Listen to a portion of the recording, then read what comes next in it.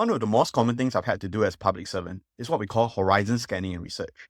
Basically, we look at any open data on the web and we do a literature review. Now, things would be really easy if all we had to do was review academic papers or articles.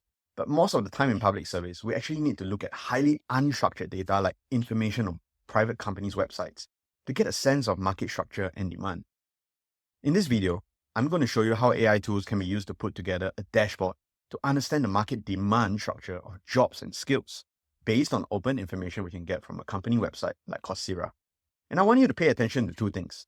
I want you to see, number one, how I'm actually using two AI tools and linking them together.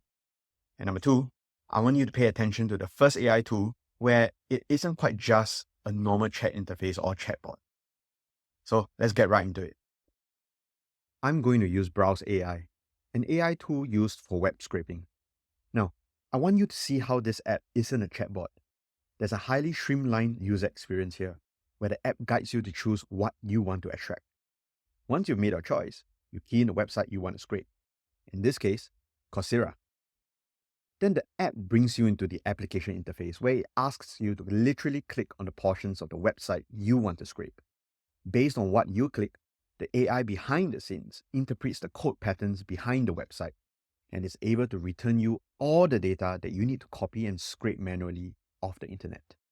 You examine to see if the data is what you want, and then you tell it where to go on to the next page to continue scraping. Now, I'm not going to go into details here, but do you see what's happening? This app isn't a chatbot. This is what software engineers call a product or an app that has a highly streamlined user experience. AI is just an underlying feature, and it doesn't take center stage. Now, once you're happy, just click Save Captured List, and the underlying AI agent will scrape all the data that you need for you, going through all the Coursera web pages one by one. Then all you have to do is check that the right data from Coursera was scraped, and then save it into an Excel file on your desktop. The next step is to load this Excel file into a suitable AI tool that's able to create data visualizations for you. I'm going to use Claude, a tool that can create data visualizations. I give it a simple instruction to create a data dashboard for me. Notice again how I'm the expert, not the AI. I tell it what the y-axis and x-axis should be, and what I want the mouse action to do when I move the mouse over every point. I even load the data that was scraped into it. And have you noticed something? This is an AI chatbot. It's a completely different paradigm from the previous app.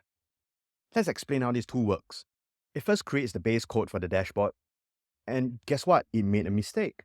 There are no points on the dashboard. But AI chatbots are prone to making mistakes, and it's your job as the user to guide it. After telling it to rectify its mistake, the points appear on the dashboard, with each point representing a Coursera course. And when you hover your mouse over it, you get all the course information at your fingertips. Now, of course, you could ask the AI tool to continue refining the dashboard, which is what you're seeing on the screen here. I'm not going to go into details, but I want you to pay attention to what you're seeing and what I'm saying. The price to pay for using a chatbot AI tool is that you lose fine control of the output, and you have to carefully steer the chatbot every step of the way in order to get what you want. It's definitely possible, but you can't slack off as the user. Contrast this to the first AI tool, which had a highly scaffolded and much more pleasant user experience. And finally, the real power of Gen AI tools is unleashed when you're able to link tools together just like how each step of your workflow links together. There's a lot to say about this, but tata for now and see you around.